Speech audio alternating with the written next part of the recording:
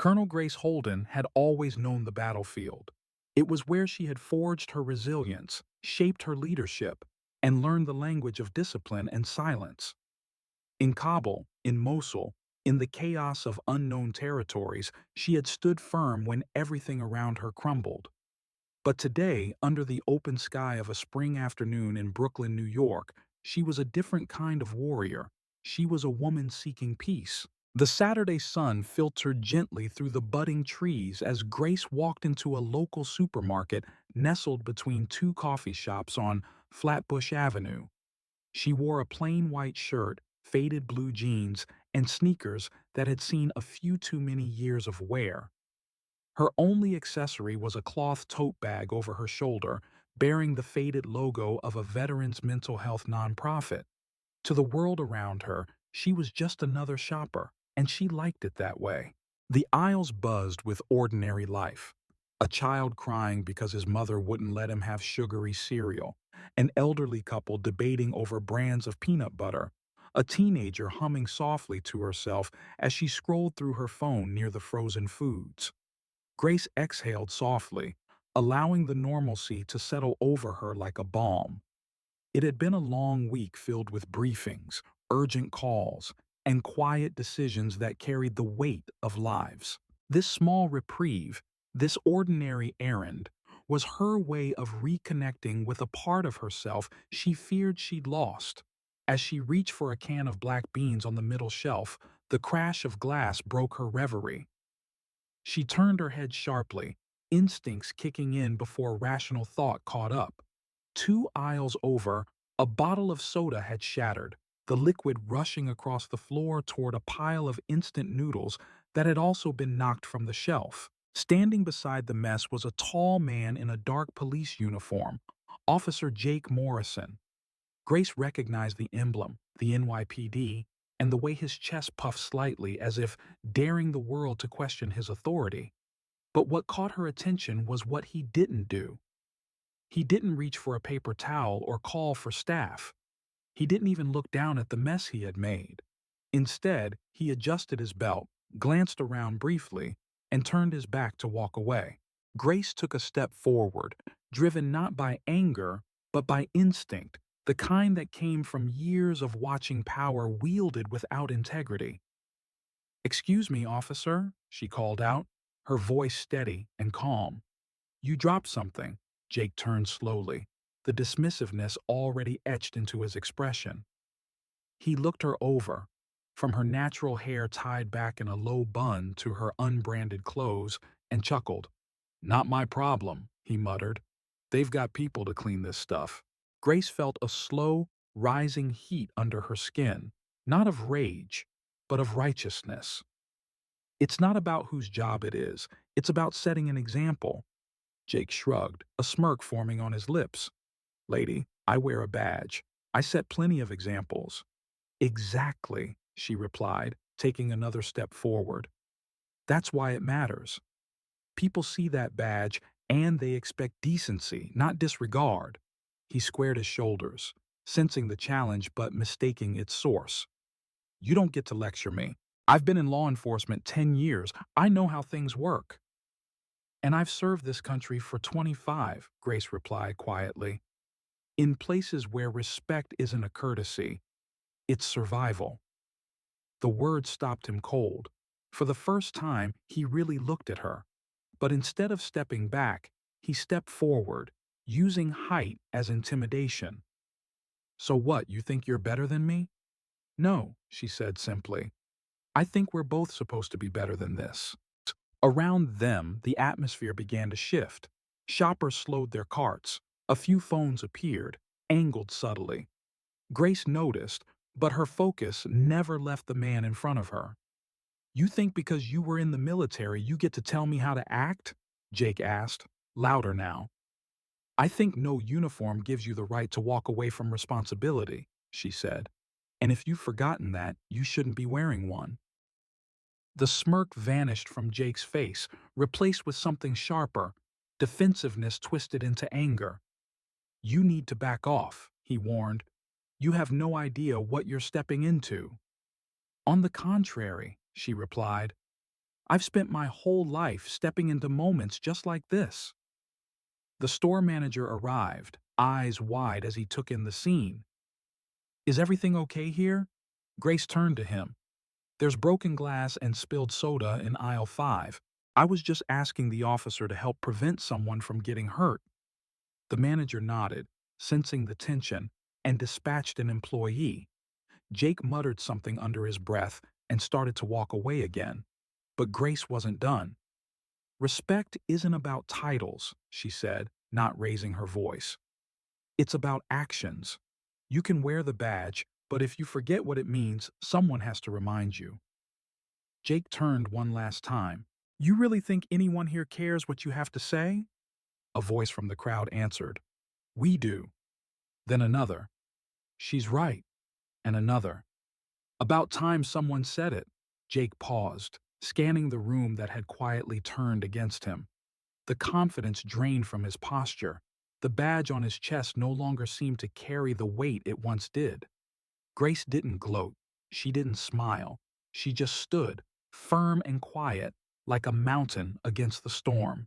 Later, as she checked out and loaded her groceries into her car, a woman approached her, middle-aged, nervous, but determined. Thank you, she said, for standing up. My son wants to be a cop one day. I hope he grows up to act more like you than him. Grace nodded, emotions caught behind her calm expression. We all have a role to play, she said, even in the small moments, maybe especially in those. As she drove home, the sunlight dappled across her dashboard. The city moved on around her, unaware, perhaps, of what had transpired in that quiet grocery store. But Grace knew peace wasn't always something you found. Sometimes it was something you defended, even on a Saturday, even in aisle 5. The day after the incident at the market, the city of Boston moved as if nothing had happened. Traffic crawled through the streets, coffee shops brimmed with chatter, and the weekend buzz settled into its usual rhythm. But beneath the surface, for Colonel Maya Sullivan, everything had shifted. What she experienced was not just a moment of disrespect, it was a rupture. A confrontation that peeled back layers of systemic arrogance she had spent her life quietly challenging. Maya awoke earlier than usual. The sun had barely brushed the tops of the brownstone buildings outside her apartment when she sat at the edge of her bed, staring at the folded white shirt she'd worn the day before. It hung limp on the back of her chair, stained faintly where the bottle of soda had splashed. She didn't need to look at it to remember the officer's face, his tone, the crowd, Jake Monroe. A name she learned after filing her report that night. He was not a rookie. In fact, he had nearly a decade of service. His record, clean. His accolades, numerous. His arrogance, dangerous. At her small kitchen table, Maya sipped her coffee slowly. She flipped open her notebook, a habit she had kept from her years in command overseas. Each morning, she would write a few lines, observations, reminders, sometimes quotes from soldiers or mentors that stayed with her. That morning, she wrote just one sentence. Dignity is not a request, it's a right. As the city moved on, Maya's report began to circulate within internal channels. The Boston Police Department, under pressure from both the mayor's office and concerned citizens who had filmed the confrontation, initiated a formal inquiry. But even as protocol kicked in, whispers grew. Not everyone believed the footage. Some questioned her tone. Others implied she had provoked him. There were murmurs about the optics of the situation, suggestions that a decorated black female officer may have overstepped by challenging a white male cop in public. Maya knew this pattern too well. Her 20 years of service in the military, including deployments in conflict zones, had taught her how bias rarely screams. It whispers. It asks questions not out of curiosity, but out of suspicion. It places the burden of proof on the one calling for fairness. At the Joint Military-Civilian Task Force, where Maya now served as a strategic advisor, the atmosphere was tense. Her commanding officer, General Howard Lattimore, called her into his office late that afternoon. "Maya," he said, his tone measured, "we support you, but I need you to be prepared. This might get messy." She met his gaze with calm resolve. "Sir, I didn't ask for this fight, but I'm not stepping away from it." Lattimore nodded slowly. He had seen her lead under fire, watched her diffuse international tensions with a sentence. He knew her strength wasn't in how loud she could be, but in how deeply she could stay rooted. By that evening, local news stations were already airing clips of the supermarket confrontation. Edited segments blurred the nuance, focusing instead on the spectacle. Some headlines praised Maya's poise, others painted the situation as a misunderstanding between two public servants. Jake Monroe, meanwhile, had retained counsel. His statement to the press was brief and defensive. "I regret the escalation, but I was threatened." Threatened. The word clawed at Maya. What about her presence, in jeans and a plain white shirt, asking a man to pick up his trash, had felt threatening? Was it her tone, her posture, her skin? That night, she sat alone on her balcony, the sounds of Boston distant but constant, a low hum that reminded her of cities overseas, a blend of hope and weariness. The mayor, Samuel Vega, called her directly the next morning. His voice carried a weariness that Maya hadn't heard before. "Colonel Sullivan," he began, "I wanted you to know that the city is taking this seriously. I've ordered an independent review." "Thank you, Mayor. But it shouldn't take a video going viral for accountability to matter." He sighed. "You're right. It shouldn't." The mayor's office released a statement supporting the inquiry and emphasizing the city's commitment to equity and justice. It was carefully worded, polished, strategic. But for Maya, the words only mattered if action followed. That weekend, she received an invitation to speak at a community leadership event in Roxbury. It wasn't a formal apology. It wasn't even a direct acknowledgement, but it was an opportunity. And Maya had never been one to let silence speak where truth needed to be heard. When she arrived, the small auditorium was already filled. Community organizers, high school students, off-duty teachers, even a few retired officers sat shoulder to shoulder. The tension in the room was tangible. They weren't there for spectacle. They wanted clarity. Maya stepped onto the stage with no notes, no uniform, just herself.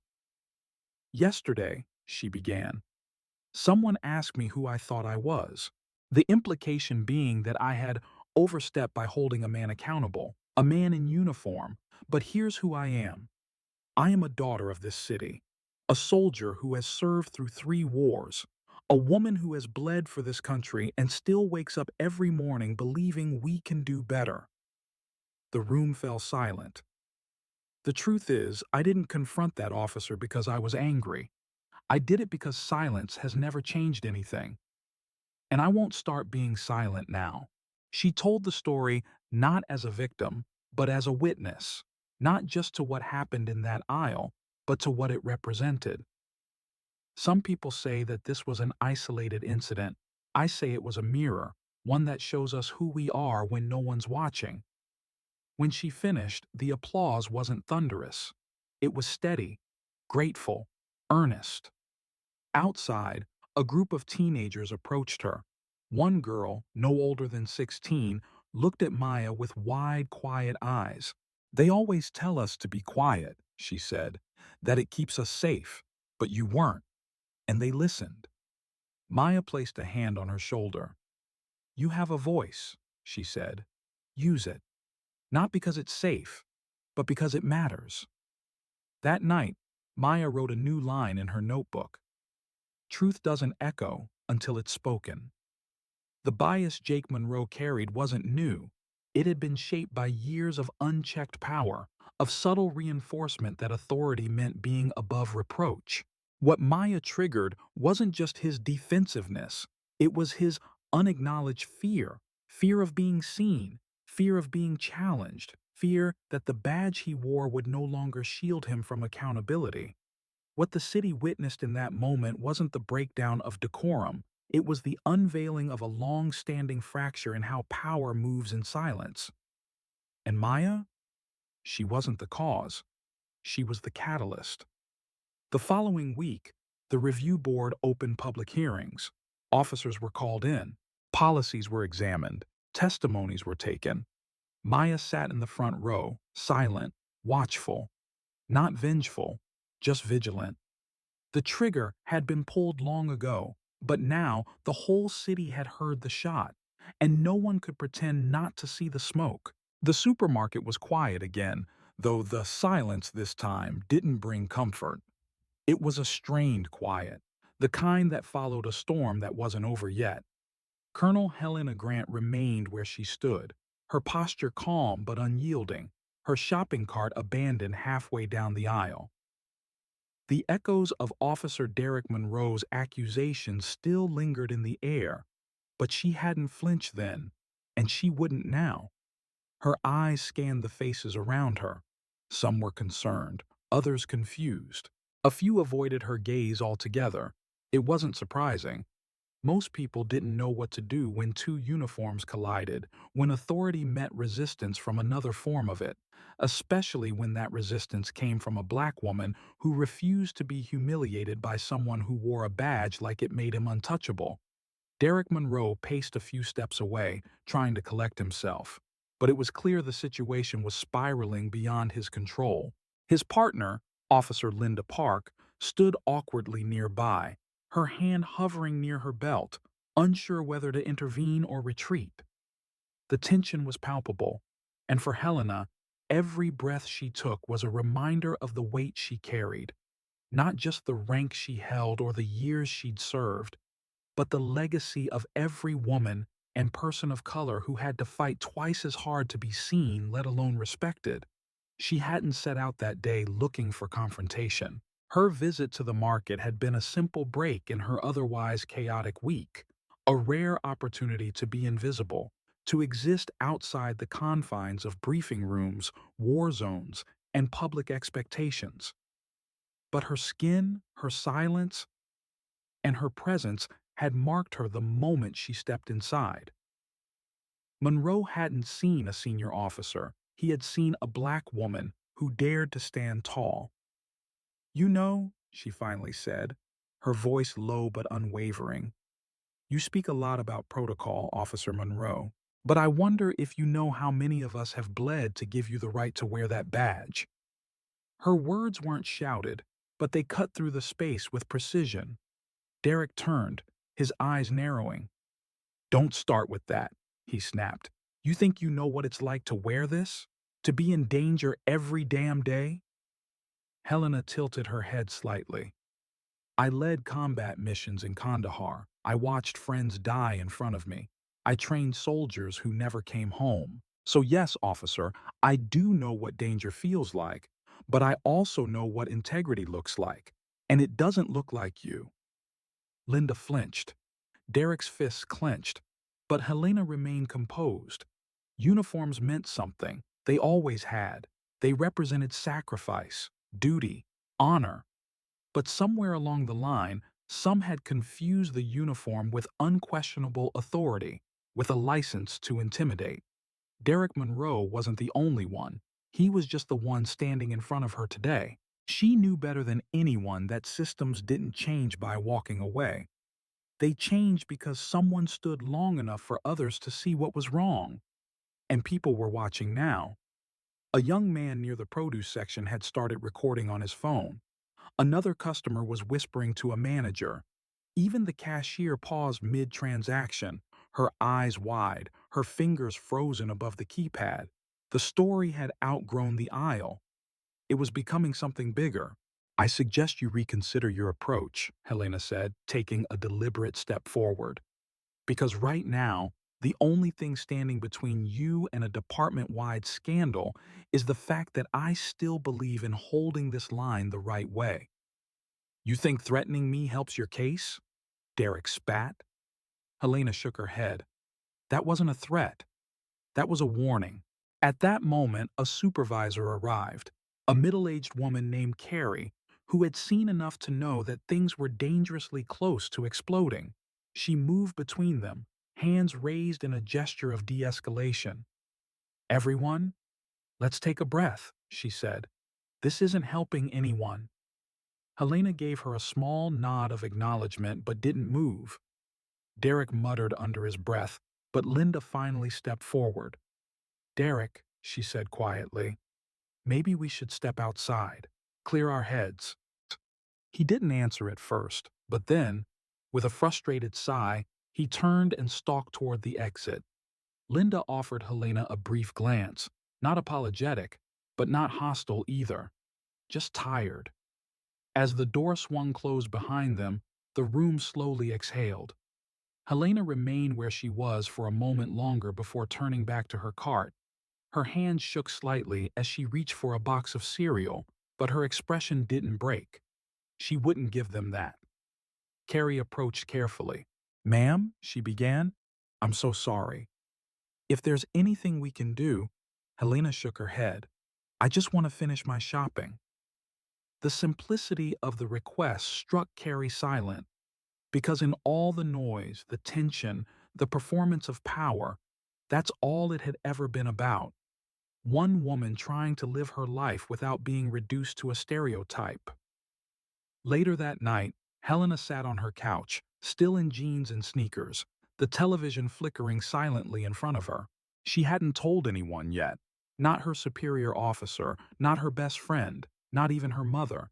She wasn't sure what the story was yet, whether it would become a headline or a footnote, but it sat heavy in her chest. She pulled out a small notebook, the same one she kept in her field bag during deployments.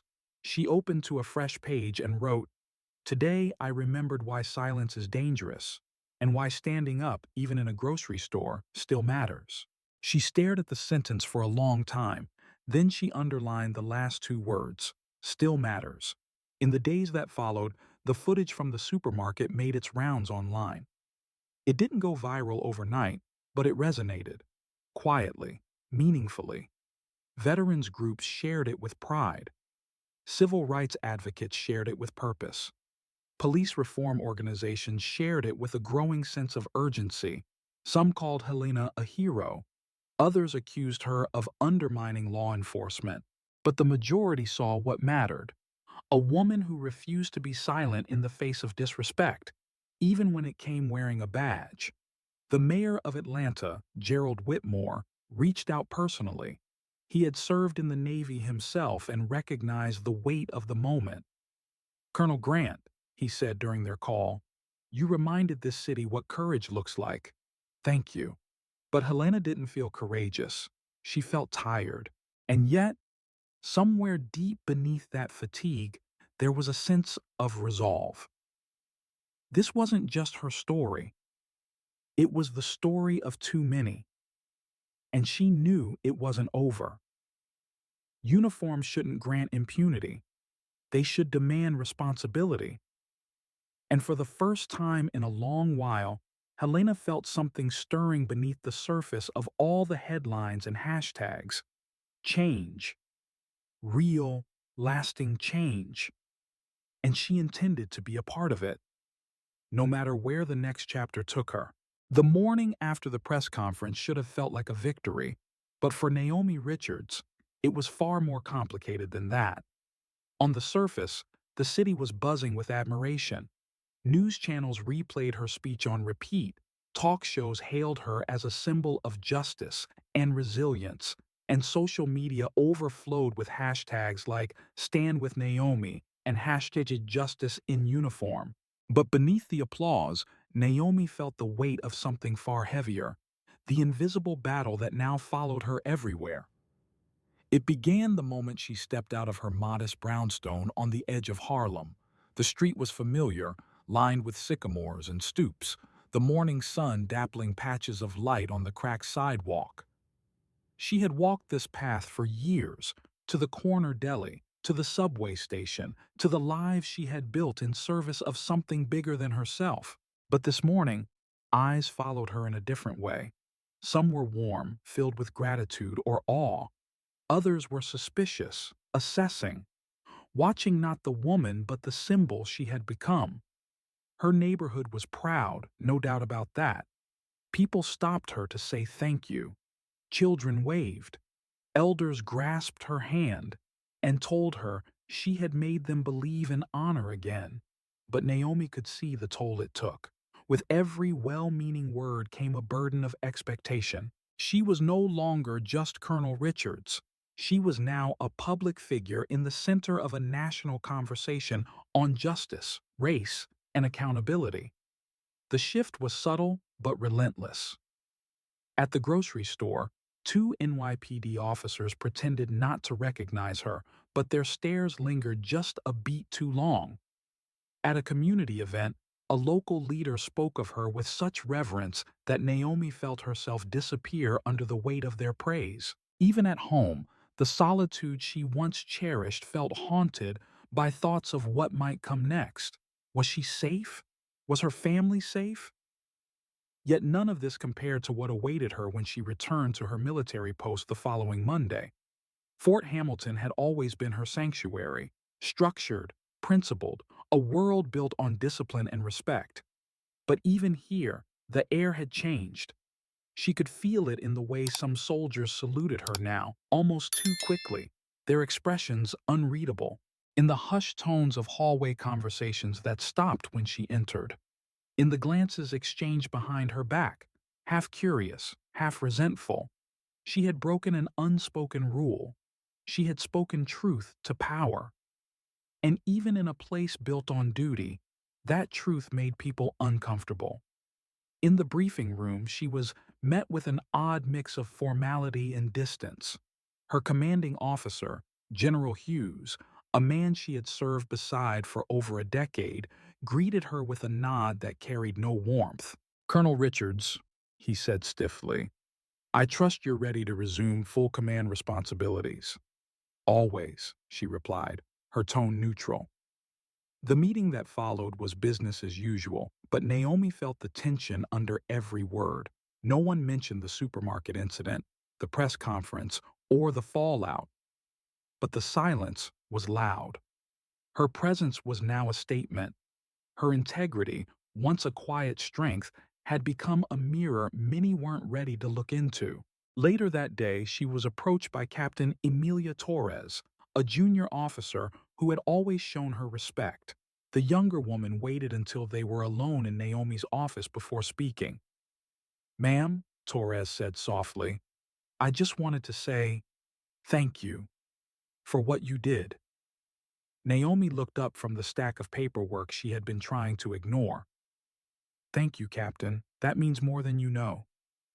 "It's not just me," Torres continued. "There are others, soldiers who've been afraid to speak up about treatment, bias, all of it. You gave them a kind of courage, even if no one says it out loud." Naomi leaned back, absorbing the weight of her words. "Courage isn't always loud, Captain. Sometimes it's in showing up every day and doing the right thing even when no one notices." Torres smiled faintly. "Still, it helps to know someone sees us, that someone stood up." As the captain left, Naomi sat in silence. This was the part no one saw, the cost of taking a stand, not just the public scrutiny, but the isolation, the shifting dynamics, the realization that leadership often meant standing alone, even among your peers. At night, Naomi found solace in her rooftop garden, a small space where vines crept along the fence and pots overflowed with herbs. She would stand there, looking out at the skyline, letting the hum of the city drown out the noise in her head. These moments reminded her of what grounded her: truth, dignity, the unwavering belief that leadership was about service, not control. One evening, as the wind tugged at her sleeves and the stars blinked in a haze of urban glow, she received a call from Maya Brooks, a former soldier under her command. "Colonel?" Maya said, her voice laced with emotion. I watched what happened. I can't stop thinking about it. I left the service last year because I couldn't take the way I was treated anymore. Seeing you stand up, it made me feel like maybe I should have stayed. Naomi listened, her heart tightening. You did what you had to do, Maya. There's no shame in choosing peace. But now I want to help, Maya said. I don't know how, but I want to make sure what happened to me doesn't happen to others. It wasn't the first message she had received like that. Letters, emails, even strangers stopping her on the street. People who had lived in silence, now daring to speak. And that was the real war Naomi had unknowingly stepped into. The fight to shift a culture that had long protected its own silence. In the weeks that followed, Naomi worked tirelessly. She partnered with local advocacy groups to launch Operation Valor, a program designed to train both military and civilian personnel in ethics, bias awareness, and accountability. It was met with skepticism at first, but as stories poured in, of officers who had been silenced, of injustice buried under the guise of procedure, more people began to listen. Even the Department of Defense took notice. She was invited to speak at a high-level symposium in Washington, D.C., where policymakers, military leaders, and activists gathered. Her speech was less about herself and more about the values she had always held dear. Wearing a uniform doesn't grant superiority, she said. It bestows responsibility. Real authority comes not from control, but from compassion, from listening, from protecting every person, not just the ones who look like us or agree with us. The room had been silent. Some were moved. Others were challenged. And Naomi knew then that she hadn't just sparked a conversation. She had ignited a reckoning. But perhaps the most profound moment came quietly, in the form of a letter slipped under her office door. It was handwritten, shaky, unsigned. Because of you, I reported something I've kept secret for 5 years. I don't know what will happen next, but for the first time, I don't feel alone. Naomi held the paper to her chest and closed her eyes. This, this was the battle that mattered most, not the one fought with force or rank, but the one waged in silence, in shadows, where fear kept people quiet and injustice thrived. She wasn't just fighting for herself. She was fighting for every voice that had been silenced, for every soldier too afraid to speak, for every civilian who felt invisible in the presence of unchecked power. And though she carried the burden of being a symbol, Naomi Richards never lost sight of who she was, a woman of principle, a daughter of Harlem, a soldier who had faced war but never backed down from truth. As the city changed around her, as laws began to shift and departments were restructured, Naomi knew the work was far from over. But she also knew this. Change didn't begin in conference rooms or policy memos. It began when one person dared to say, "This is not okay." Naomi had said it, loud and clear, and the world had listened. Even when the applause faded, even when the cameras turned away, the invisible battle continued, but so did she. The air inside the Manhattan market was heavy with the weight of consequence. Naomi Brooks stood at the center of it, not because she had sought attention, but because justice had dragged itself into the spotlight and refused to hide. The tension from the previous day still lingered in the corners of the store, in the cautious glances of employees, in the silence between customers who had returned not for groceries, but to see what would happen next. Grace Holden had come back that morning, not to relive the confrontation, but to finish her shopping. She wore the same quiet dignity as she had the day before. Jeans, a white shirt, and that unmistakable air of command earned over 2 decades of military service. Her poise hadn't changed. But something else had. People saw her now, not as the woman who had politely asked a police officer to pick up what he dropped, but as the symbol of unwavering courage in the face of arrogance. News of the incident had gone viral. A bystander's video had made its way across social media platforms, racking up millions of views in hours. The headline on every screen was some variation of Army Colonel shames racist cop with dignity. And in every frame, Grace stood tall, while Officer Logan Pierce fell apart. The nation was watching. Officer Pierce had been placed on administrative leave pending investigation, but the silence from the NYPD had ignited more questions than it quelled. And when the mayor's office issued a formal statement saying they would personally review the incident, the community knew this wasn't over. It was only the beginning. By mid-morning, the market was surrounded. Local news vans lined the street outside, reporters adjusting microphones and combing their hair in reflections of their van windows. Inside, Naomi walked slowly through the aisles with Grace, helping her pick out produce. She noticed how people watched Grace, not with pity or shock, but with something akin to reverence. "You didn't have to come back here," Naomi said gently, placing a bag of apples into their cart. "That's exactly why I did," Grace replied. "I didn't do anything wrong, and I won't let shame settle where courage belongs." Naomi felt the words resonate in her chest. They were simple, but they rang with truth. So much of society was trained to walk away, to avoid confrontation even when injustice was blatant. But Grace had done the opposite. She had held the line. Near the back of the store, the manager approached them. He was a nervous man, clearly caught between professional politeness and personal admiration. "Ms. Brooks, Colonel Holden," he said, hands fidgeting. "I just wanted to say that we're proud to have people like you in our store. You did something we all wish we had the courage to do." Grace gave a quiet nod, not out of pride, but appreciation.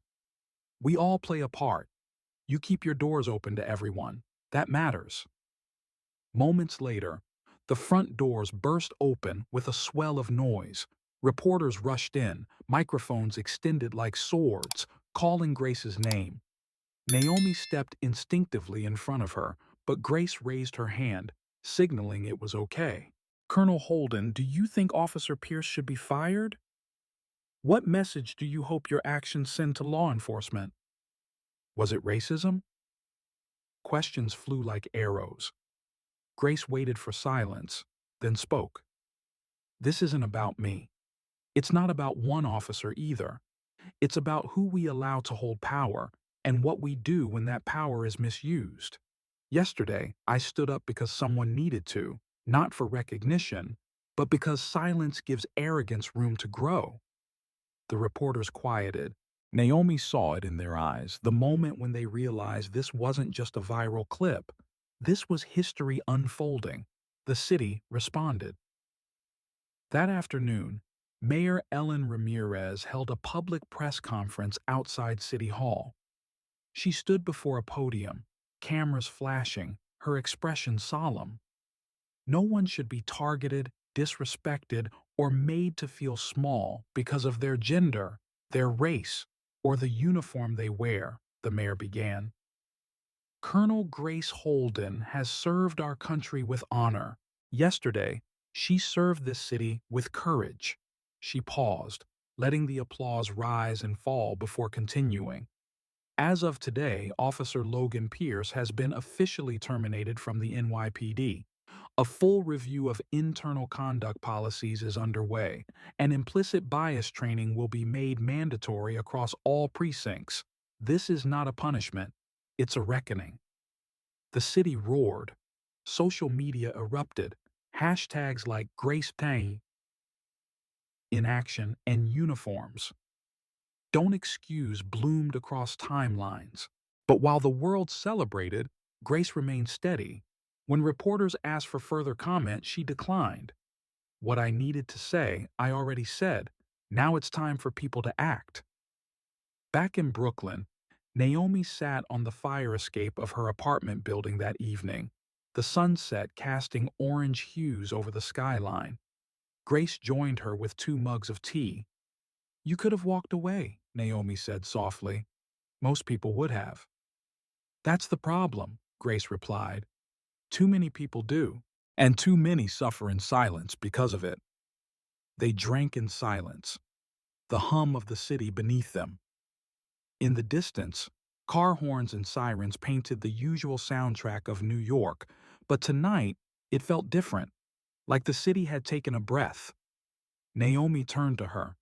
What happens now? We keep going, Grace answered. We vote. We speak up. We teach. We build bridges and we hold people accountable when they burn them. Naomi smiled, moved in a way she hadn't been in a long time. She had spent her career reporting on injustice, but today she had witnessed justice live and unfiltered. It wasn't wrapped in dramatic arrests or sweeping declarations. It was in a woman who stood firm, a community that paid attention, and a city that chose to listen. Weeks passed. Grace declined interviews from national networks. She returned to her post at Fort Hamilton, resuming her duties with the same discipline and precision as always. But her presence had changed. Recruits stood taller when she passed. Fellow officers sought her counsel with a newfound deference. Naomi, meanwhile, wrote a piece that would be syndicated across major papers. The day Grace held the line. It wasn't just a story about a confrontation in a supermarket, it was a call to action. A reminder that justice isn't always about laws or lawsuits. Sometimes, it's as simple and as hard as standing still while the world dares you to look away. The ripple continued. High schools began using Grace's story in their civics lessons. Police departments across the country cited the incident as a case study in accountability. And in a quiet corner of Manhattan Market, a plaque was installed near the checkout lane, in honor of Colonel Grace Holden, who reminded us that courage wears many faces and justice begins with one voice. Grace never took a photo with it. She never asked for it. But every once in a while, when she came in to buy her groceries, she would pause, run her fingers across the engraved letters, and walk on. Because justice isn't a destination, it's a choice made over and over every single day. And that day, when justice stood in full view, it wore the calm strength of a woman who knew exactly what she was fighting for. Not revenge, not applause, but something far more enduring: dignity. The supermarket confrontation that began with a simple act of disrespect and ended in a public reckoning was never just about spilled noodles or a bruised ego. It was about something far deeper, far more urgent, a reflection of the silent battles being fought every day in the hearts and minds of people who are tired of watching power be abused and justice ignored. Naomi Harper, a decorated colonel and lifelong servant of her country, stood tall not because she needed validation, but because she understood something too many have forgotten. Silence in the face of injustice is complicity. As we reflect on this story, one thing becomes abundantly clear. This wasn't just Naomi's fight. This was a battle for everyone who has ever been overlooked, disrespected, or silenced by someone who believed their badge, their title, or their privilege gave them a license to behave without consequence. Naomi didn't speak out to shame someone. She spoke because change never happens until someone decides enough is enough. From the very beginning, Naomi was never seeking a spotlight. A veteran of countless missions, she had seen more than most could bear. Her training had sharpened her instincts, but it was her humanity that made her choose action over passivity in that Brooklyn store. What makes her stand unforgettable is not the volume of her voice but the weight of her presence. She reminded everyone present, and everyone who would later hear the story, that the measure of real strength is not in force, but in composure, not in aggression, but in principle. When Officer Marcus Whitaker confronted her with disdain, what he didn't realize was that he was challenging not just Naomi, but every silent witness in that store. His behavior echoed a larger issue: the unchecked bias that lives beneath uniforms, the arrogance that festers when authority lacks accountability. Yet it was Naomi's courage that disrupted the pattern. She refused to meet anger with anger. Instead, she wielded her voice like a scalpel, precise, purposeful, and impossible to ignore. Her refusal to back down wasn't about pride, it was about setting a precedent. In every word she spoke, there was an invitation for others to see that standing up isn't reckless, it's necessary. She didn't allow Marcus to hide behind his badge. She peeled back the layers of performative authority and exposed the frailty underneath. And when the world around her held its breath, she breathed truth into the silence. The presence of bystanders, the hush that fell over the crowd, and the eventual arrival of Brooklyn's mayor and police oversight committee weren't coincidences. They were the inevitable response to a moment too powerful to dismiss. That day in the store, Naomi didn't just change the course of an officer's career, she shifted the atmosphere. She reminded a community and eventually a nation that justice is everyone's business. There are profound lessons to be learned from Naomi's story, lessons that, if we take to heart, could change the way we live, the way we lead, and the way we look at each other. First, courage isn't always loud. Sometimes it looks like a calm voice in a storm. Sometimes it wears jeans and a simple shirt and speaks truth to power without ever raising its voice. Naomi didn't need to yell to be heard. She needed to stand with dignity, with integrity, with unwavering commitment to what was right. Second, leadership means accountability. It means being willing to hold not just others, but ourselves to a higher standard. Naomi lived by a code that extended beyond the battlefield. She understood that every action, every word, every moment was an opportunity to lead. And she showed us that true leadership is humble, compassionate, and never turns its back on injustice. Third, respect must be non-negotiable. Regardless of title, uniform, or social status, every human being deserves to be treated with dignity. What happened in that store wasn't a matter of misunderstanding. It was a reflection of a deeper, systemic issue that persists in our institutions. Naomi's words were not just about a mess on the floor. They were about the mess in our culture that says power protects the powerful. She rejected that notion, and in doing so, she forced a community to re-examine its values. Fourth, change starts with one voice. We often believe that real transformation takes massive movements, that it requires the backing of millions. But Naomi reminded us that sometimes it starts with one person willing to speak when it matters most. One moment of courage, one refusal to look away, one step into the discomfort. That's where revolutions begin. Fifth, justice is a collective responsibility. The onlookers in that store had a choice. They could have turned away. They could have let the moment pass. But when they chose to bear witness, to record, to support, to share, they became part of the solution.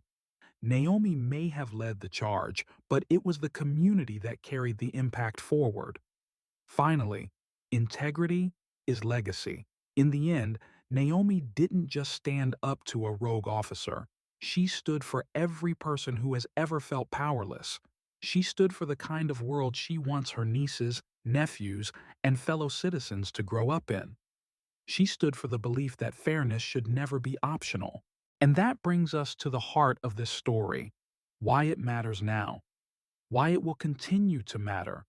We live in a world where power is often unchecked, where injustice wears a smile, and where silence is safer than resistance. But Naomi's story reminds us that silence is the enemy of progress, that even when you are alone, you are never truly powerless. Her story is a call to all of us to be the person who doesn't look away, who asks hard questions, who stands tall even when the ground shakes beneath them. So what do we do now? We carry her courage forward. We use her example not as a one-time inspiration, but as a daily guide. We challenge ourselves to listen better, speak up sooner, and act more intentionally. We teach our children what respect looks like in action. We demand accountability from our institutions, and we vote for leaders who understand that public service means public trust. We also remember that change is not instant. It is the result of countless small actions, like Naomi's, that ripple outward into something larger. Each of us has a role to play in creating a world where no one has to fear being shanced, disrespected, or ignored simply because of who they are. Let Naomi's story be more than a viral headline or a moment of applause. Let it be a mirror, a reminder, a promise. To the police officer who forgot what his badge stood for, let this be your reckoning. To the bystanders who chose to stand with Naomi, let this be your awakening. To the leaders who heard this story and chose reform over excuses, let this be your legacy. And to every reader who has ever doubted their power to change the world, remember this: you don't need a title to lead. You don't need a microphone to be heard. You don't need permission to stand for what is right. You just need to begin. If this story moved you, if it reminded you of the strength you carry or the injustices you've witnessed, we ask you to stand with us. Subscribe to this channel, share this video, help us continue telling stories that matter, stories that challenge the status quo, uplift the unheard, and plant the seeds of change. Because in the end, that's what this is all about. Not just one act of bravery, but the power of many voices rising together. So hit that subscribe button, turn on notifications, and be part of a community that refuses to stay silent. Together, let's make sure that justice is never out of sight. Let's ensure that the next Naomi doesn't have to stand alone. Because when we speak up, when we stand together, when we act, justice doesn't just happen, it prevails.